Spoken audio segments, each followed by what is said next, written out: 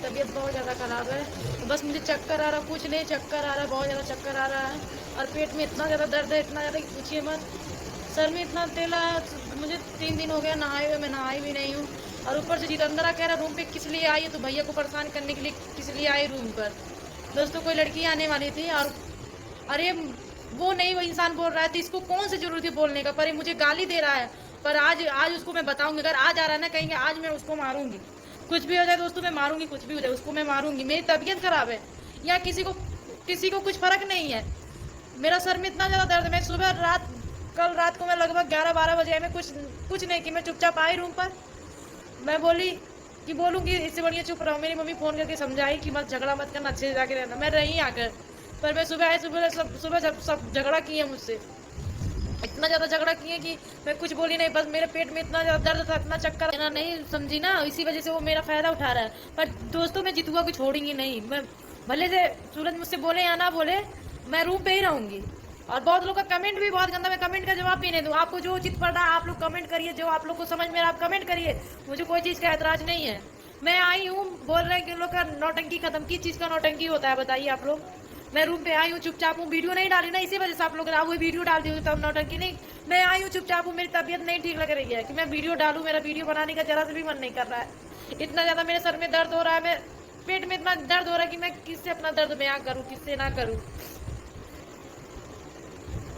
जो मुझसे प्यार करता वो इंसान मुझसे बोल ही नहीं रहा, तो मैं किससे अपना दर्द बयान करूँ। दवा भी खा रही, कोई फर्क नहीं पड़ रहा। दवा भी खाने के बाद कोई असर नहीं कि दवा खा लूँ, मैं दवा खाने के बाद मैं सो जाऊँ अच्छे से, नहीं, कोई असर नहीं है।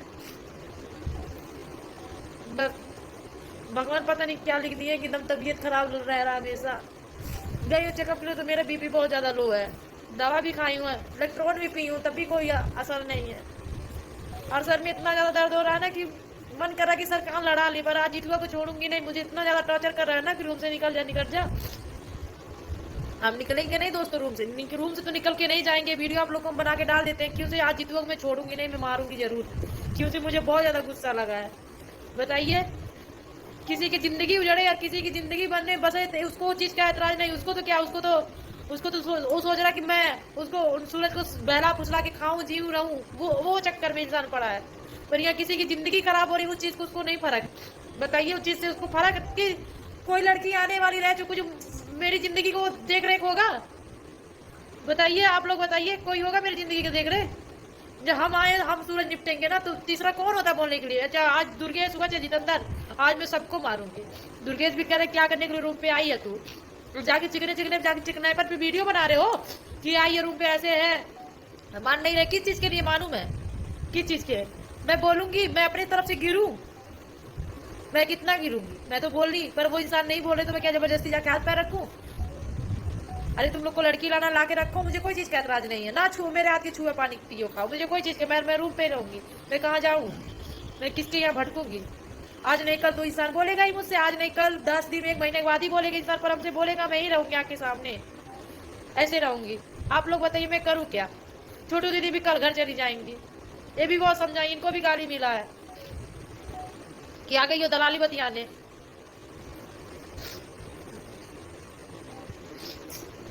दोस्तों ये आंसू झूठा नहीं गिर रहा, आंसू रियल गिर रहा है। इतना ज्यादा सर में दर्द है ना, और अपने दिल का दर्द बता रही हूँ। हम जितुआ को छोड़ूंगी नहीं। जितुआ मेरी जिंदगी बर्बाद करने के लिए बैठा है ना, जितुआ को हम छोड़ूंगे, जितुआ को मारूंगी। और रह गई बात सूरज का ना, हमारा उनका मैटर हम लोग समझ लेंगे, पर उसमें तीसरा आदमी कौन होता है बोलने वाला। जितेंद्रा कौन होता है बोलने वाला, आप लोग बताइए। जितेंद्र 1 रुपया ला के देगा, नहीं ना देगा। आज पैसा है तो जितेंद्र है, आज बना कुछ है तो जितेंद्र है, आज हम लोग के पास सब कुछ है तब है। नहीं रहता तो नहीं आता और नहीं रहता। पर उस इंसान को नहीं समझ में आ रहा कि जितेंद्र के क्यों मैं बोलूं। नहीं बोलना है आपको तो मत बोलिए, पर क्यों इधर उधर से बुलवा रहे हो। जितेंद्र से बुलवा रहे हो, दुर्गेश से बुलवा रहे हो। हम आप किसी को छोड़ोगे नहीं। आप बहन हुई ना, हम दुर्गेश को मारेंगे, कुछ भी हो जाए हम मारेंगे दोस्तों, कुछ भी हो जाए मारेंगे। हमारा स्टोरेज फुल हो गया तो वीडियो कट गया, मैं मारूंगी, छोड़ूंगी नहीं। आज मैं कुछ भी हो जाए फाड़ नहीं फाड़ करूंगी। सब लोग लड़की समझ के ना मुझे वो समझ ली है।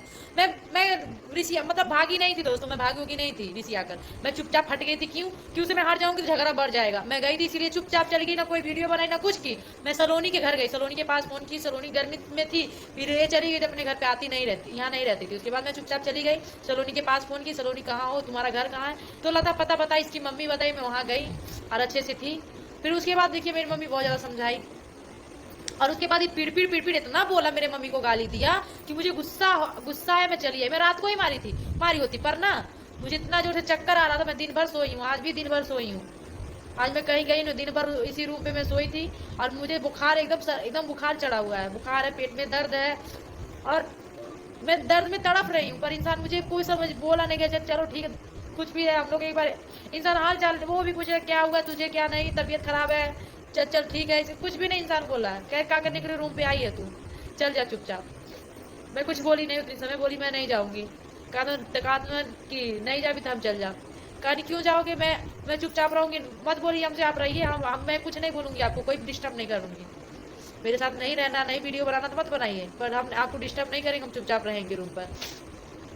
तो बोले कि तबीयत खराब है ना, नहीं तो अभी लात मार के भगाता, पर चलो ठीक है, तबीयत खराब है, चुपचाप रहो। मैं फिर उसके बाद बोला हमसे बोलना मत, बदतमीजी मत करना। मैं नहीं कुछ बोलूंगी ना, बदतमीजी करूंगी, चलो चलिए ठीक है। रूम पे आने के बाद ऐसे चुपचाप बैठी हूँ। छोटू दीदी भी कल चली जाएंगी, सलोनी है, सलोनी तो अपना ऐसे बैठी रहती हो, उससे क्या बातें करें, वो तो एक बच्ची, उससे हम क्या दर्द बता सकते हैं, बताइए, वो क्या समझेगी। और कह रहा है कि मैं किचन में नहीं मेरे जाना, मेरा खाना नहीं बनाना है। चलो ठीक है, बनाओ खाओ। दोस्तों मैं खाना भी नहीं बना रही हूँ, मैं हम लोग सुबह से कुछ खाए भी नहीं है, क्या करेंगे, नहीं खाना बना, घर नहीं छूने देंगे, इससे बढ़िया हम लोग बाहर से खाना मंगा के खाएंगे, नहीं खाएंगे, उपवास रहेंगे, दवा भी खाना था मुझे। अभी दोस्तों बाहर से खाना मंगाएंगे, पैसा भी नहीं है मेरे पास कि मेरे पास पैसा रहे। देख रहे जाएंगे दो रूम से ही अभी जाएंगे, काम करेंगे, क्योंकि मेरे पास पैसा नहीं है। मैं कैसे मांगू पैसा कि मैं भूखी हूँ, मुझे खाना की ज़रूरत है, बहुत ज़्यादा भूख लगा है, दवा भी खाना है। पर दवा खाने के लिए ब्रेड खा ली हूँ, चाय पी ली हूँ, दवा खा ली हूँ।